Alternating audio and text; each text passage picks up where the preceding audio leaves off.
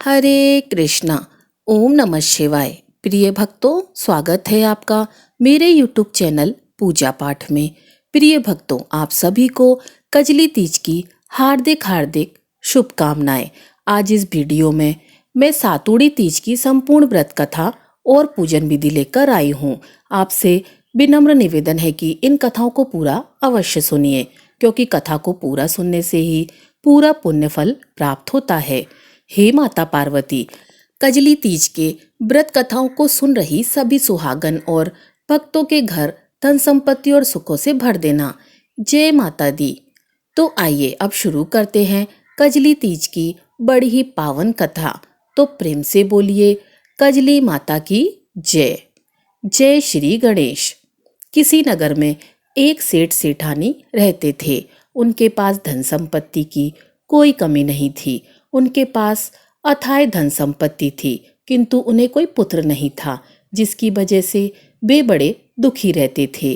भादो मास में सातुड़ी तीज माता का व्रत आया तो किसी ने सेठानी से पूरे विधि विधान से तीज माता का व्रत करने के लिए कहा। तब सेठानी ने तीज माता का व्रत किया और पूजा करके तीज माता से प्रार्थना की और कहा, हे निमरी माता, हे तीज माता, अगर मेरे यहाँ 9वें महीने पुत्र हो जाए तो मैं आपको 1.25 मन का सत्तू चढ़ाऊंगी। इस प्रकार श्रद्धापूर्वक किए गए कजरी तीज के व्रत के प्रभाव से और तीज माता की कृपा से 9वें महीने में ही सेठानी के लड़का हो गया। लेकिन हे प्रिय भक्तों, सेठानी निमड़ी माता को सत्तू चढ़ाना भूल गई।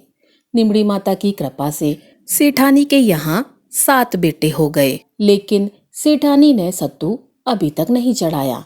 फिर सेठानी का पहला बेटा विवाह योग्य हुआ और उस लड़के का विवाह भी हुआ और वह पहले दिन शादी की पहली रात को सोया तो आधी रात को उस लड़के को सांप ने आकर डस लिया और वह प्राण छोड़कर ईश्वर के पास चला गया।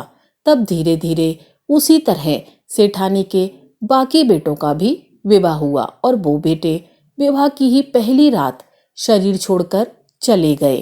अब 7वें बेटे की सगाई पास आने लगी, लेकिन सेठ सेठानी मना करते रहे। गांव वालों के बहुत कहने व समझाने पर सेठ शादी के लिए तैयार हो गया।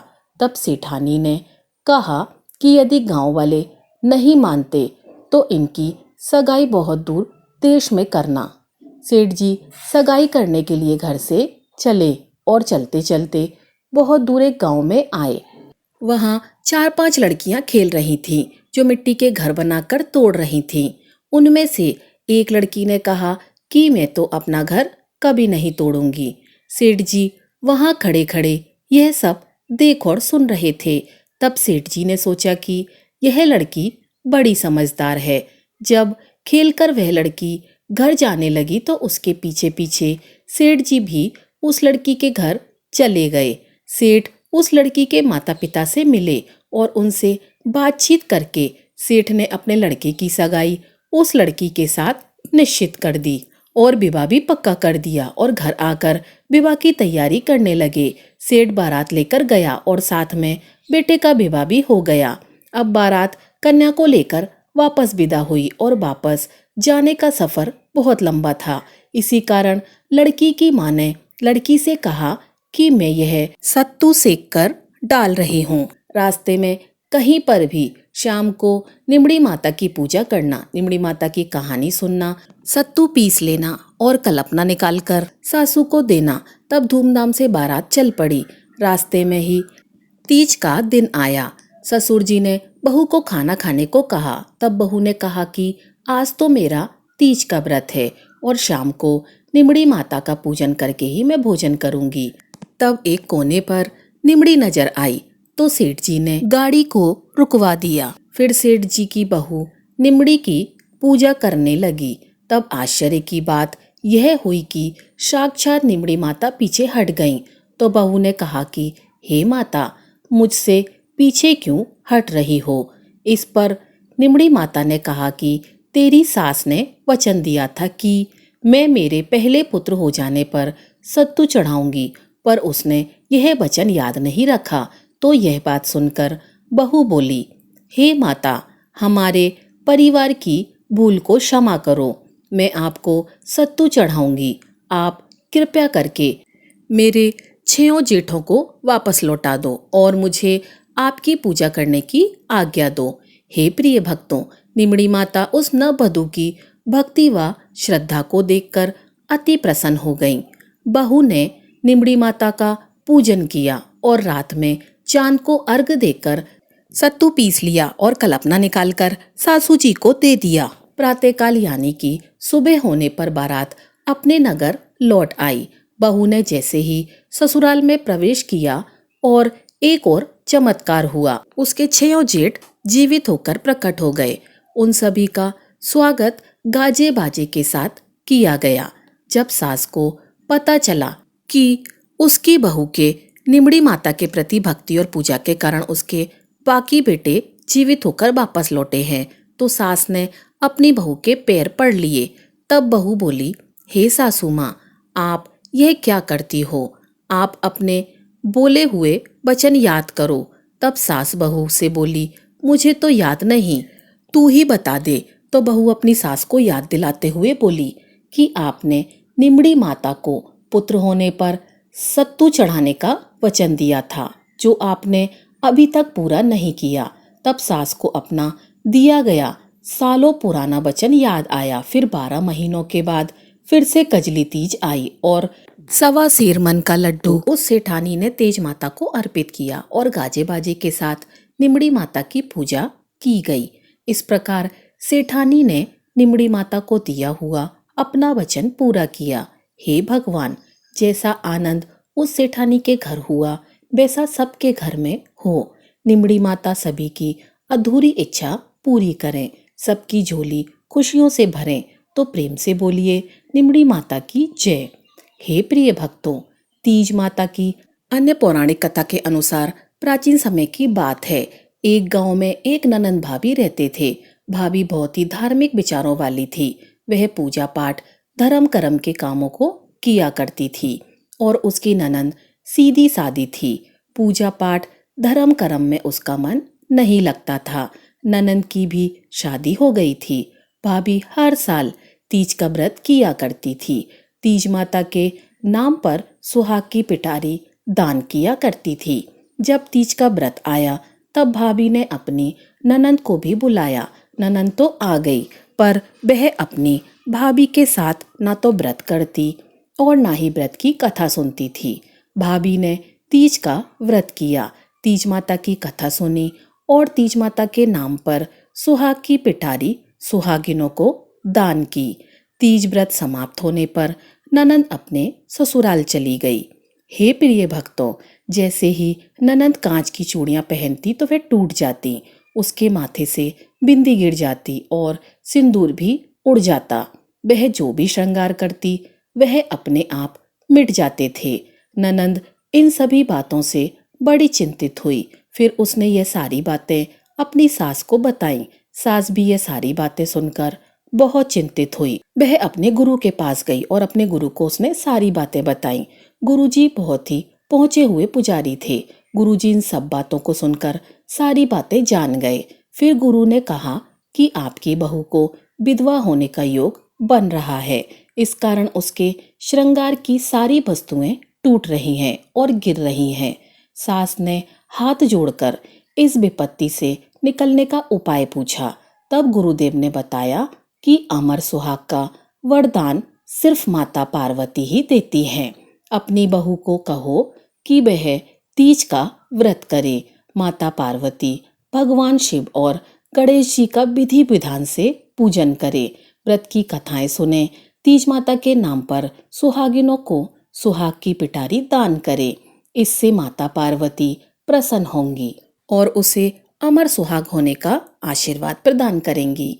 सास गुरुदेव को प्रणाम और धन्यवाद करके घर को वापस आ गई और बहू को सारी बातें बताईं।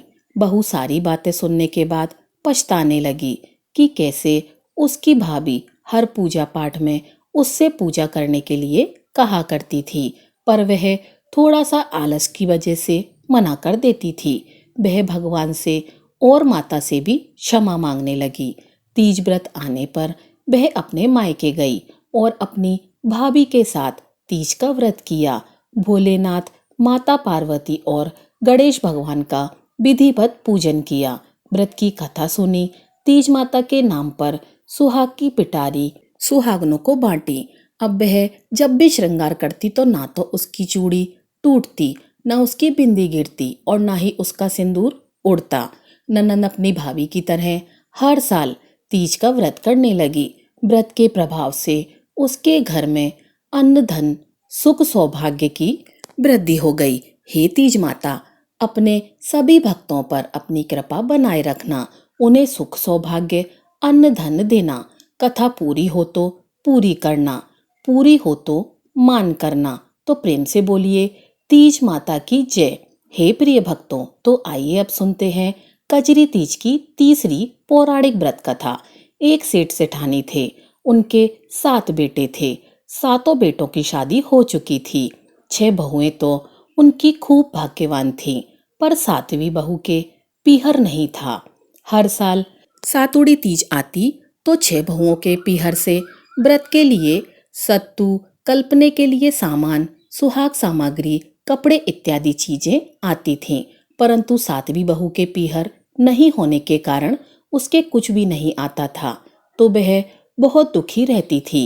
एक बार वह अपने पति से बोली कि इस बार सातुड़ी तीज पर मुझे भी सत्तू कल्पना है, आप कहीं से भी मुझे सत्तू ला कर दो। अब उसका पति चिंता में पड़ गया कि मैं इसके लिए सत्तू कहाँ से लाऊं। उसका पति एक सेठ के यहाँ मुनीम जी का कार्य करता था, तो उस सेठ के भंडार की और दुकान की चाबियां उसी के पास रहती थीं। तो उसने सोचा क्यों ना मैं सेठ जी की दुकान में से सत्तू का सामान निकाल कर अपनी पत्नी को दे दूं, ताकि वह भी खुशी खुशी सातुड़ी तीज का व्रत कर सके। यही सोचकर वह आधी रात को सेठ जी की दुकान पर पहुंचा और दुकान के भंडार का ताला खोलकर उसमें से सत्तू के लिए गेहूं, चना, जौ, चावल, घी, शक्कर निकाले। और उसने सोचा कि मैं गेहूं, चना, जौ इन चीजों को पीसकर इनका आटा बनाकर ले जाकर अपनी पत्नी को दे दूंगा, तो वह भी सत्तू बनाकर पूजा कर लेगी। हे प्रिय भक्तों, तो वह वहीं बैठकर घट्टी में गेहूं, चना, जौ, चावल पीसने लगा। घट्टी की आवाज सुनकर ऊपर दुकान के मालिक की पत्नी सेठानी अपने पति से बोली कि नीचे दुकान के भंडार में कोई है, आप जाकर देखो। उसके पति को गहरी नींद आ रही थी, तो वह बोले कि तुम्हारे तो कान बजते हैं, चुपचाप सो जाओ और मुझे भी सोने दो।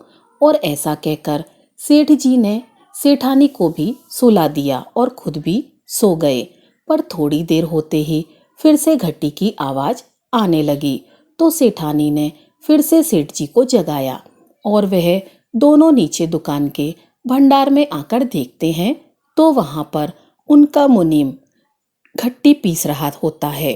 तो वह उससे पूछते हैं कि तुम इतनी आधी रात को यह गेहूं क्यों पीस रहे हो।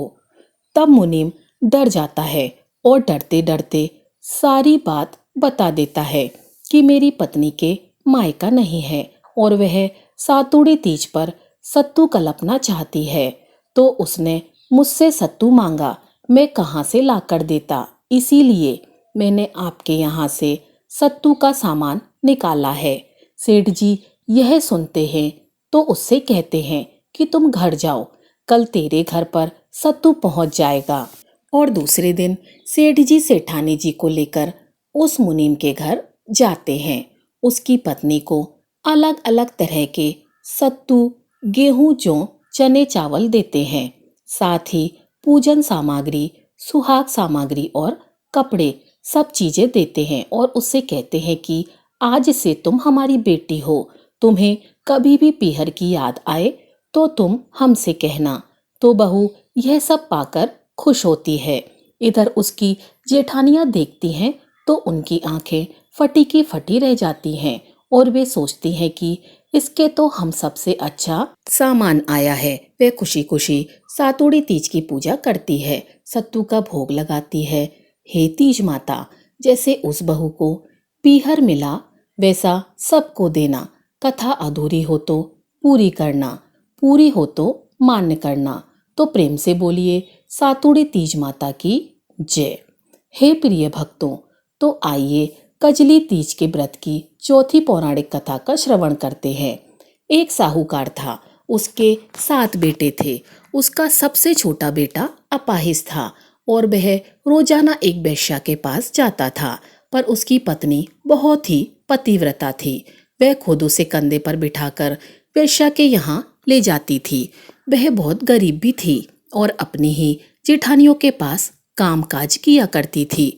वह अपना गुजारा इसी तरह करती थी। तब भाद्रपद के महीने में कजली तीज के दिन सभी ने तीज माता का व्रत और पूजन के लिए सत्तू बनाए। छोटी बहू बहुत ही गरीब थी, तो उसकी सास ने उसके लिए भी एक सत्तू का छोटा पिंडा बनाया। शाम को पूजा करके जैसे ही वह सत्तू पीसने लगी तो उसका पति बोला कि मुझे वेश्या के यहाँ छोड़कर आओ। हर दिन की तरह उस दिन भी वह अपने पति को कंधे पर बैठाकर छोड़ने चली गई, लेकिन उसका पति उसे यह बोलना भूल गया कि अब तुम जाओ। तो वह बाहर ही खड़ी होकर अपने पति का इंतजार करने लगी। इतने में ही जोर जोर से वर्षा आने लगी और बरसाती नदी में पानी बहने लगा। कुछ देर बाद नदी से आवाज आई, आओ तारी जाओ तारी, दोना खोल के पी लो प्यारी। आवाज सुनकर उसने नदी की ओर देखा तो दूध का एक दोना नदी में तैरता हुआ दिखाई दिया।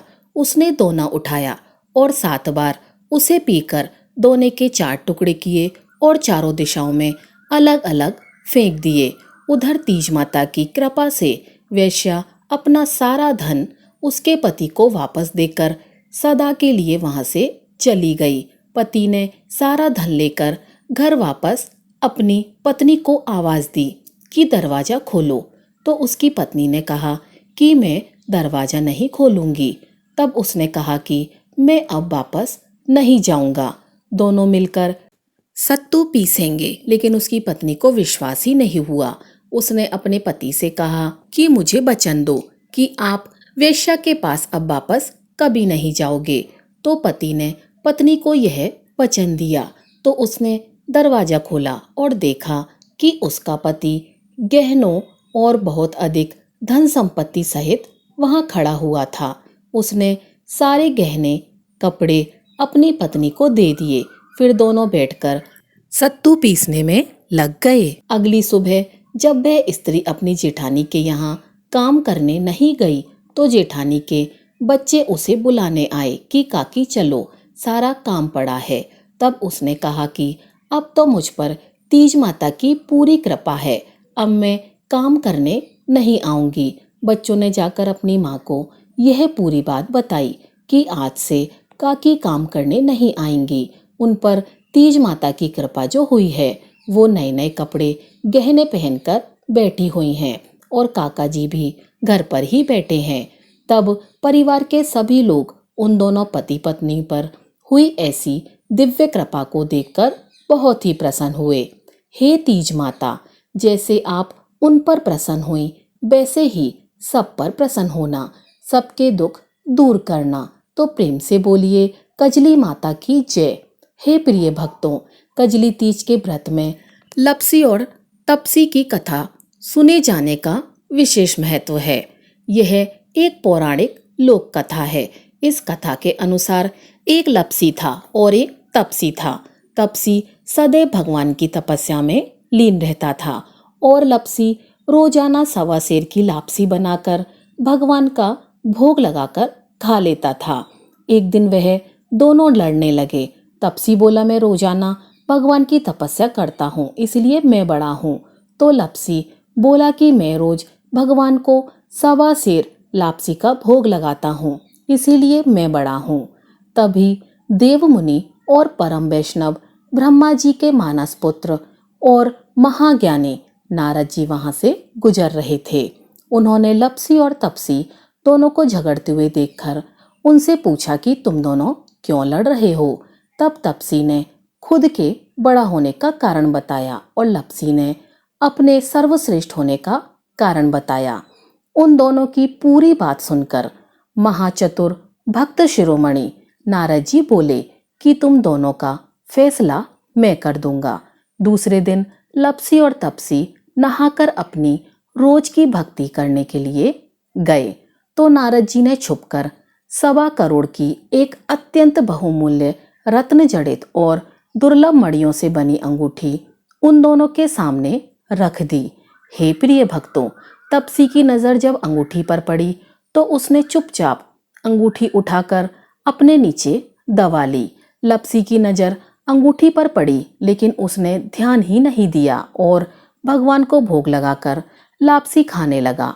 इसके बाद नारद जी उन दोनों के सामने आए तो दोनों ने नारद जी से पूछा, हे मुनि श्रेष्ठ, अब आप बताइए और अपना निर्णय बताइए कि हम में से कौन बड़ा है, किसकी श्रेष्ठ भक्ति है। तो नारद जी ने तपसी से खड़ा होने को कहा। जब वह खड़ा हुआ तो उसके नीचे दबी अंगूठी उन्हें दिखाई पड़ी। नारद जी ने तपसी से कहा कि तपस्या करने के बाद भी तुम्हारी चोरी करने की आदत नहीं गई, इसीलिए लपसी बड़ा है और तुम्हें तुम्हारी तपस्या का कोई भी फल नहीं मिलेगा। हे प्रिय भक्तों, तब तपसी बड़ा शर्मिंदा होकर नारद जी से माफी मांगने लगा। उसने नारद जी से पूछा कि मुझे मेरी तपस्या का फल कैसे मिलेगा। तब नारद जी ने उससे कहा कि यदि कोई गाय और कुत्ते की रोटी को नहीं बनाएगा, यदि कोई ब्राह्मण को भोजन करवाकर दक्षिणा नहीं देगा, तो उनके दान धर्म का फल, उन लोगों की पूजा का फल तुम्हें मिलेगा। यदि कोई सुहागिनी साड़ी के साथ ऊपरी अंगोछा का दान नहीं देगी तो वह फल तुम्हें मिलेगा। यदि कोई दिए से दिया जलाएगा तो वह फल भी तुम्हें मिलेगा। यदि कोई सारी कहानी सुने लेकिन तुम्हारी कहानी नहीं सुनेगा तो उसकी पूजा का फल भी तुम्हें मिलेगा। हे प्रिय भक्तों, उसी दिन से हर व्रत कथा कहानी के साथ लपसी और तपसी की यह कहानी भी अवश्य सुनी और कही जाती है। हे प्रिय भक्तों, तो आइए अब सुनते हैं कजली तीज व्रत का महत्व और विधि, जिसे तीज पर अवश्य सुनना चाहिए। रक्षाबंधन के 3 दिन बाद कजली तीज का व्रत त्योहार आता है। इस पर्व को बड़ी तीज के नाम से भी जाना जाता है और मान्यता है कि इस व्रत को सबसे पहले मां पार्वती ने किया था। कजली तीज व्रत को कुंवारी लड़कियां और सुहागन महिलाएं करती हैं। पूजा के दौरान कजली तीज व्रत कथा का पाठ करने से अखंड सौभाग्य मिलता है। कजली तीज का पर्व शिवजी और मां पार्वती को समर्पित है। यह व्रत कुंवारी लड़कियां मन चाहे वर को पाने के लिए करती हैं और ऐसी मान्यता है कि जो भी साधक कजली तीज व्रत के दौरान कथा पाठ नहीं करता वह शुभ फलों से वंचित रहता है। और साथ ही कजली तीज व्रत को संतान प्राप्ति के लिए भी किया जाता है। कजली तीज को कजली तीज, सातोड़ी तीज के नाम से भी जाना जाता है। कजली तीज कृष्ण जन्माष्टमी के 5 दिन पहले आती है।